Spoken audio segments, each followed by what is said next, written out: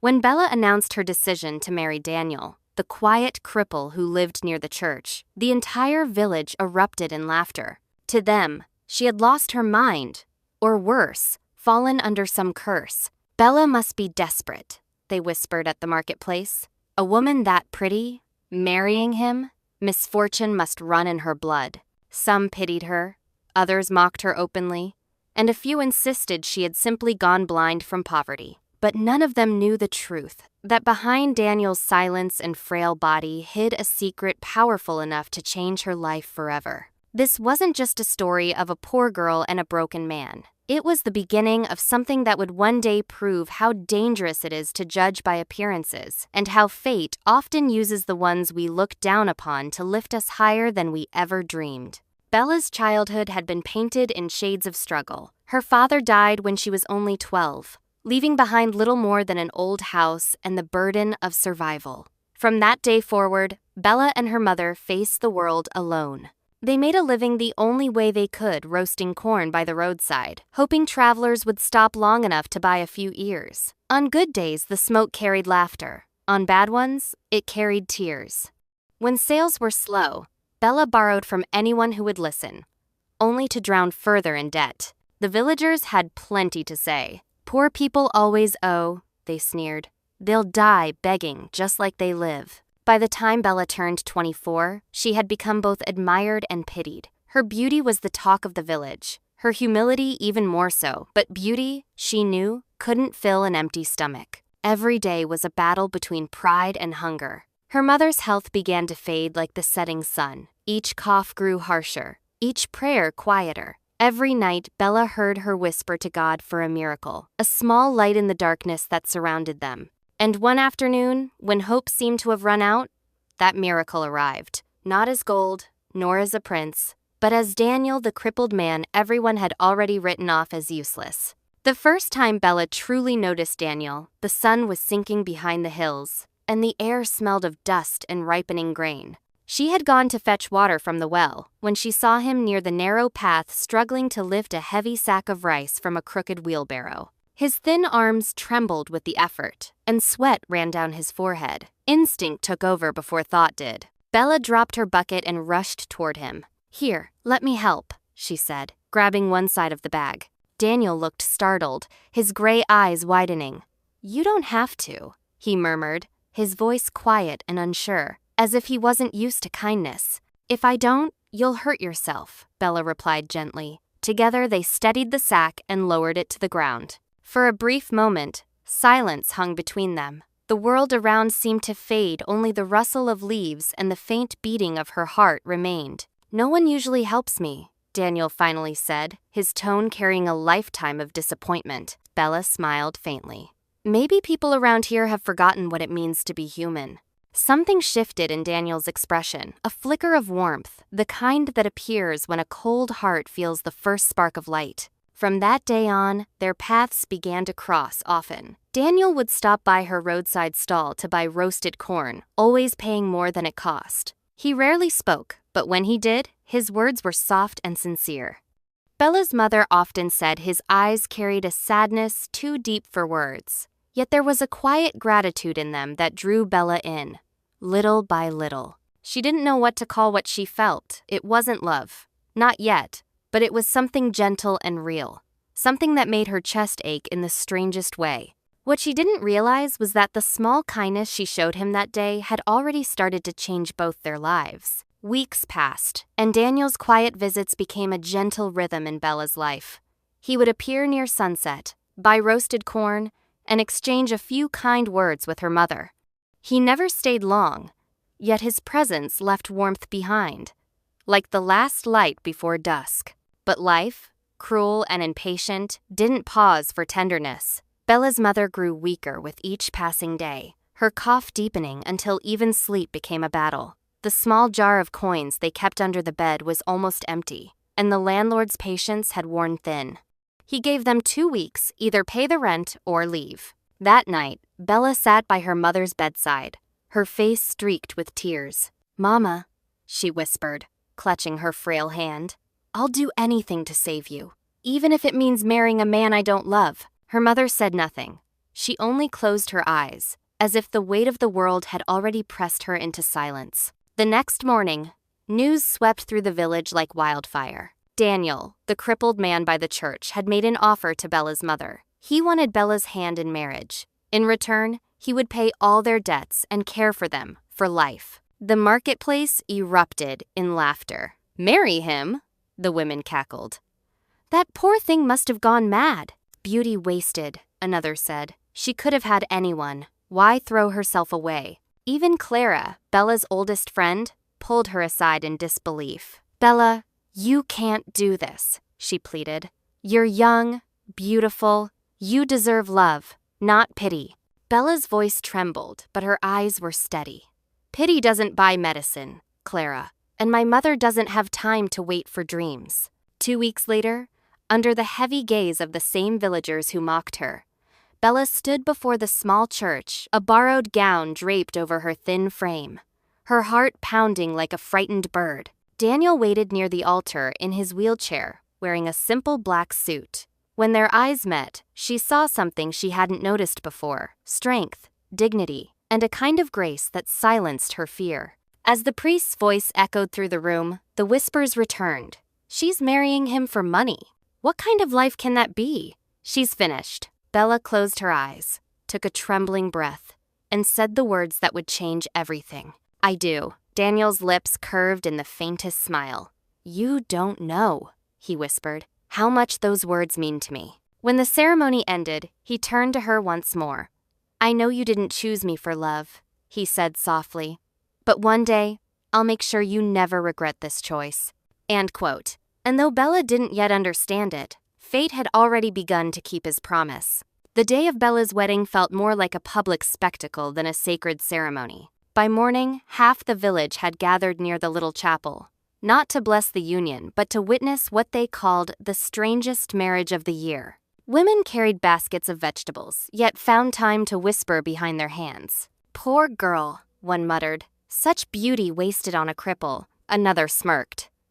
"Well, maybe love truly is blind." A few men laughed louder than they should, their voices echoing across the courtyard. Bella heard every word. She walked past them with her head high, though her heart was breaking. The gown she wore wasn't new, just an old dress her mother had mended the night before. Still, she carried herself with quiet dignity, refusing to give them the satisfaction of seeing her pain. Inside, Daniel waited at the altar, his suit pressed neatly, his wheelchair polished until it gleamed. When she entered, the noise outside faded. For the first time that day, there was silence, as if even the world paused to watch them. The priest began his words. When he asked if she would take Daniel as her husband, Bella's voice quivered, but she spoke clearly. "I will." Daniel's eyes softened. "Thank you," he whispered, words so simple, yet filled with something deep and unspoken. After the ceremony, while the villagers continued to gossip outside, Daniel led Bella to a modest carriage waiting near the gate. He helped her inside carefully, his touch gentle but firm. As they rolled down the narrow dirt road toward his home, Bella stared out the window, her stomach twisted with fear and uncertainty. What kind of life awaited her now? But when they arrived, her breath caught. She had expected a dark, broken cottage. Instead, Daniel's house stood quiet, and elegant wooden walls freshly polished, a small garden blooming beside the porch, everything spotless and orderly. Inside, the air smelled faintly of jasmine and old books. The furniture was simple but fine, the kind that spoke not of wealth, but of taste. Daniel watched her expression with a faint smile. "It isn't much," he said, "but it's home. From today, it's yours too." Bella turned to him, speechless. There was something about his calmness, his poise, something that didn't fit the image of the helpless man she thought she was marrying. And as night fell, while laughter still echoed from the distant village, Bella stood by the window, staring at the man who now called her his wife. Something about him didn't make sense, the way he spoke, the confidence in his movements, the quiet authority in his gaze. For the first time since the wedding began, she felt not fear, but curiosity. Who exactly was Daniel? Bella woke the next morning to the sound of birdsong filtering through the window. For a moment, she forgot where she was. The sheets beneath her were soft, the air faintly scented with cedarwood, nothing like the cracked walls and drafty nights of her mother's house. Then she saw the wheelchair near the door and remembered. She was married now, to Daniel. The thought hit her like a wave. Everything had changed overnight, her home, her future, her name. She sat up slowly, glancing around the room. The space was simple but spotless. A vase of wildflowers sat on the windowsill, their colors fresh and alive. Someone had placed a tray by the bed, a bowl of warm porridge, a cup of tea, and a note written in careful handwriting. "Good morning, Bella. I've gone to town for supplies. Eat before it gets cold, Daniel." Her heart softened a little. She hadn't expected tenderness. Not from him. When he returned that afternoon, she found him in the garden, trimming a row of small plants. "Daniel," she said, stepping closer, "you didn't have to make breakfast for me." He looked up and smiled faintly. "I wanted to. You looked exhausted last night. It was the least I could do." There was a quiet strength in his tone, something calm and steady, something that didn't match the way people described him. As the days passed, Bella began to notice other things that didn't add up. Daniel could move across the room faster than she expected, balancing himself with surprising ease. He never complained about pain, never asked for help. His bookshelves were filled with volumes she had never seen before. Law, business, engineering subjects far beyond what a simple villager would read. Sometimes, visitors came late at night, men dressed neatly, who spoke to Daniel in low voices and left before dawn. Whenever Bella asked who they were, he would only smile and say, "Old friends from another life." The mystery grew thicker with every passing day. And yet, despite all her questions, Daniel treated her with a patience that disarmed her. He never raised his voice, never demanded affection, never acted as though she owed him anything. At night, when she couldn't sleep, Bella would lie awake, staring at the ceiling. Who was this man who carried so many secrets? Why did he, of all people, choose her, a poor girl from a forgotten village? She didn't know the answers yet, but deep inside, she began to feel something shift, a quiet, unexplainable warmth that made her wonder if perhaps, against all odds, she hadn't made a mistake after all. The days turned into weeks, and life with Daniel settled into an unexpected rhythm. He was gentle, thoughtful, and surprisingly capable for a man everyone believed helpless. Each morning, he was up before sunrise, tending to the garden, reading by the window, or working on his old typewriter, tapping quietly, lost in thought. Bella often watched him from the doorway. There was a kind of calm precision in everything he did, as if every movement had purpose. And yet, something about him remained locked away like a door in his soul that she wasn't allowed to open. One afternoon, while Daniel was away at the market, Bella decided to clean his study. She moved carefully, dusting the bookshelves, wiping the desk, folding stray papers. Then, as she reached for a cloth beneath the desk, her hand brushed against something solid, a small wooden box tucked deep inside a drawer. Curiosity won. She hesitated, then slowly lifted the lid. Inside were several neatly arranged items: a silver pen engraved with elegant initials, a passport with Daniel's photo, but a different last name, Henderson, and a few old photographs. In one of them, Daniel stood beside a tall glass building, dressed in a suit, shaking hands with men who looked powerful and wealthy. Bella's breath caught. This wasn't the Daniel she knew, not the quiet man from the village, not the one mocked by everyone. This man looked important, confident. She traced her fingers over the embossed name on one of the documents. Henderson Group Holdings. The letters gleamed faintly in the light. A chill ran through her.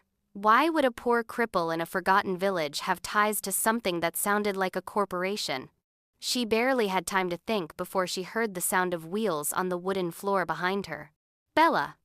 She froze. Daniel was in the doorway, his eyes calm, too calm. I was just cleaning," she stammered, quickly shutting the box. For a moment, he said nothing. Then he wheeled forward, picked up the box, and placed it gently back in the drawer. His tone was soft, But there was something behind it, a gravity she'd never heard before. "There are things in my past," he said, "that I haven't told you. Not because I don't trust you, but because I needed time." Bella swallowed hard. Time for what? Daniel met her gaze.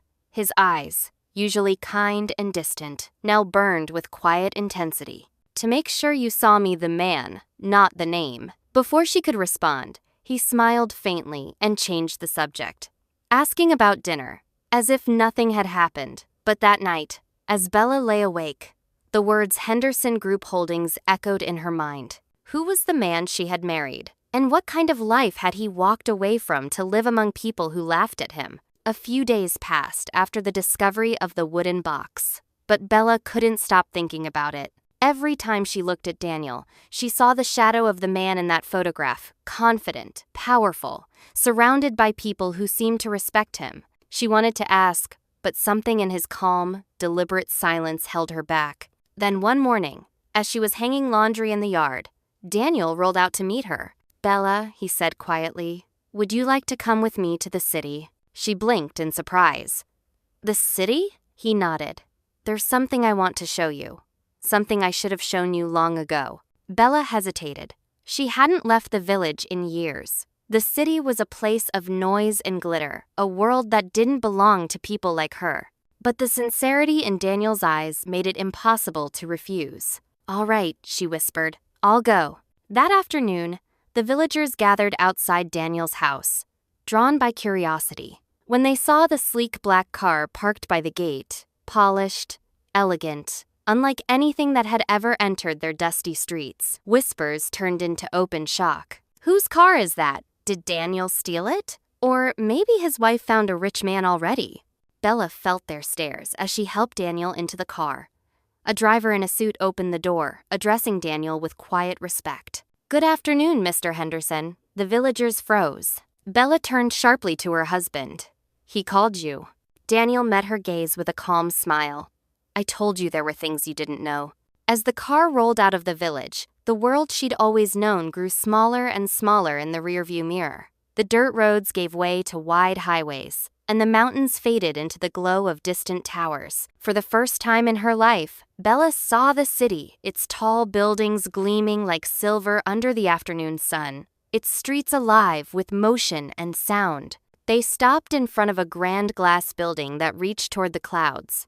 Its sign read, Henderson Group Holdings. Her heart raced. This was the same name she'd seen in the documents, the same one carved into her memory. The driver stepped out and opened Daniel's door. "Welcome back, sir," he said. Employees near the entrance bowed as Daniel passed. "Good afternoon, Mr. Henderson."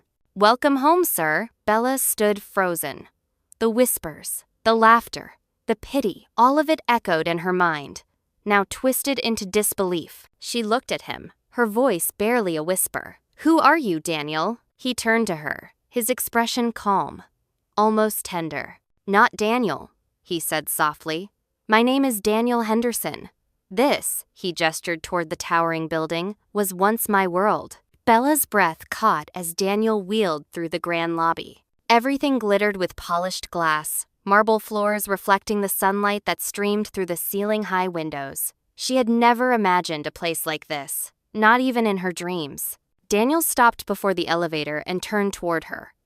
His eyes, calm yet intense, held her gaze. "Bella," he began, "there's something you need to know everything I've kept hidden until now." She braced herself. "Why? Who are you really?" A faint smile touched his lips. "I was never the poor crippled man you thought you were marrying. My full name is Daniel Henderson. I am the heir and CEO of Henderson Group Holdings." Bella's knees went weak.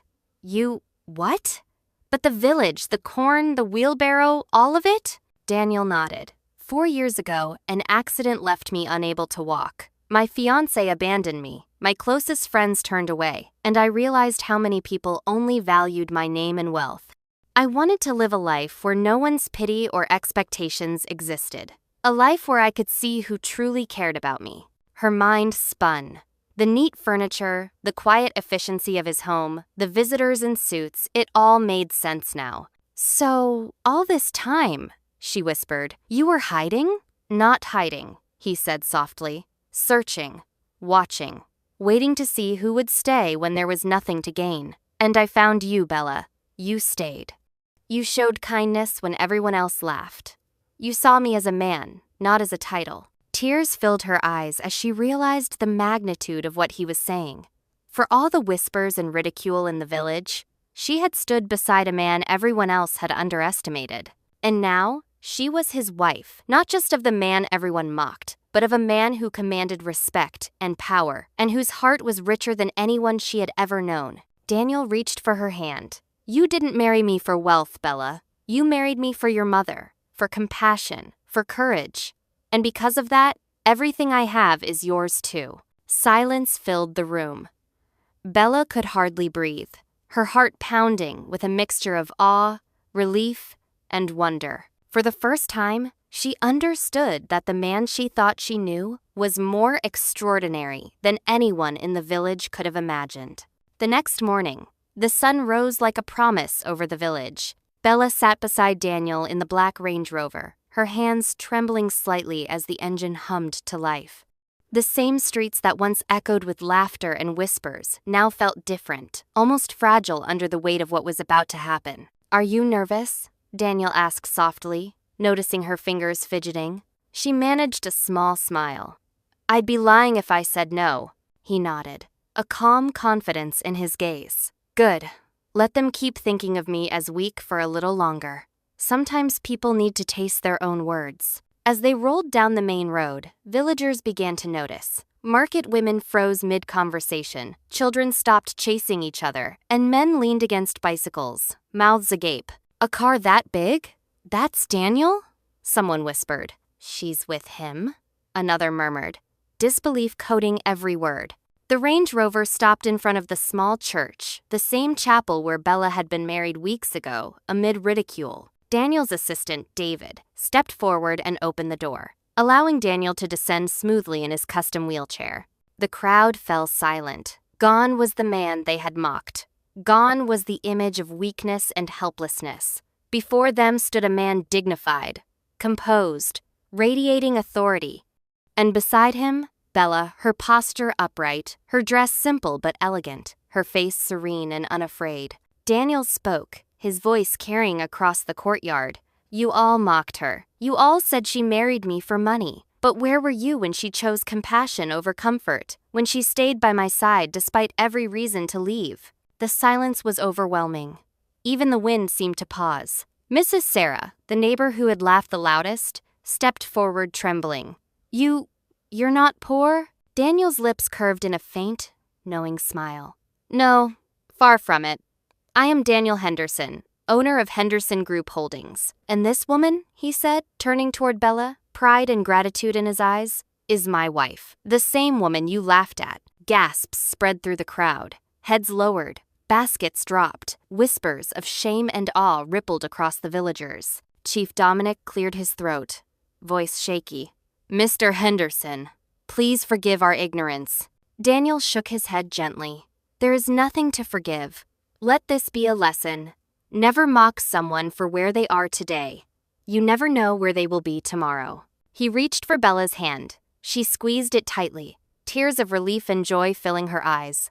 For the first time, the whispers weren't of pity, they were of wonder and respect. And in that moment, Bella realized the truth. She hadn't just married a man. She had stood beside destiny itself.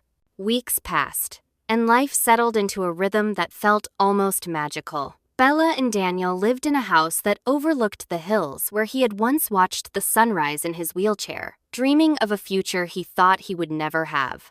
Now, those dreams were reality, and she was there, by his side, every morning, every evening. One golden sunset, they sat together on the balcony, a small table between them with tea and biscuits. The air smelled of jasmine and warm earth, and the sky blazed in shades of amber and violet. I still can't believe it, Bella whispered, her eyes reflecting the fading light. How did my life change so fast? Daniel took her hand gently. It changed the day you chose kindness over pride. You didn't marry a crippled man for money, Bella. You married someone the world had given up on. And because of that, I found hope again. Tears welled in her eyes. And you gave me something I never thought I'd have. Respect. Love. A place to belong. He squeezed her hand. You deserve all of it. For once, someone saw your heart before they saw your circumstances. That evening, the maid brought in the newspaper. The front page bore a headline in bold letters. Billionaire Daniel Henderson and wife visit hometown, a lesson in humility. Bella laughed softly, a mixture of disbelief and joy. Looks like the whole world knows now. Daniel leaned back, his eyes on the horizon. No, Bella, they're just beginning to understand. But what matters most is this. You didn't need the world to see your worth. You always had it in your heart. She rested her head on his shoulder, feeling a peace she had never known. Outside, the crickets sang, the sky deepened to purple, and the world seemed still, as if it too were honoring the quiet triumph of kindness over judgment. Bella realized something profound. She hadn't just married a man. She had married someone who showed that true wealth is never in gold, cars, or status. It is in the heart. And Daniel had proven that even the richest man in the world can be poor until he finds a heart that loves him for who he truly is. Together, they sat in silence, letting the gentle night wrap around them. In a world that once mocked her, Bella had found something more valuable than all riches. Love that saw her, cherished her, and never judged her for being poor. And in that love, they had found a kind of wealth no one could ever take away. Life had changed in ways Bella could never have imagined. The village that once whispered, laughed, and judged now existed only in memory. From the balcony of their home, she could see the same hills, the same dirt roads, but nothing looked the same. Everything felt transformed, as if her own courage had reshaped the world around her. She thought back to the day she agreed to marry Daniel, the quiet man everyone called useless. How cruel the whispers had sounded, how heavy the ridicule had felt, and yet it was her choice, her act of compassion, that had altered the course of both their lives. Bella understood now that the world is quick to judge appearances and circumstances, but the heart knows truths that eyes often miss. Strength can hide beneath humility, power beneath silence, and destiny beneath what seems ordinary. Daniel, by her side, had lived the lesson she had only just begun to understand. True greatness, he showed her, is not measured by wealth, status, or what others see. It is measured by integrity, kindness, and the courage to remain human in a world that often forgets. Together, they had discovered that love sees beyond appearances. It does not value titles, beauty, or riches. It treasures the heart, in all its quiet strength and courage. Bella smiled as she looked at Daniel. For the first time, she realized she hadn't just married a man. She had married destiny itself. And destiny, though patient, never forgets those who believe in love beyond appearances. The whispers of the village were now gone, replaced by a profound respect, a recognition that the one they had mocked had become the one they admired, and the one who had shown the truest wealth of all, the richness of the human heart. And so Bella and Daniel's story became a timeless reminder. Never judge by what you see. The crown of humility, the treasure of kindness, and the power to change lives often lie hidden beneath the ashes of misjudgment. Sometimes, the person everyone laughs at becomes the very one destiny crowns.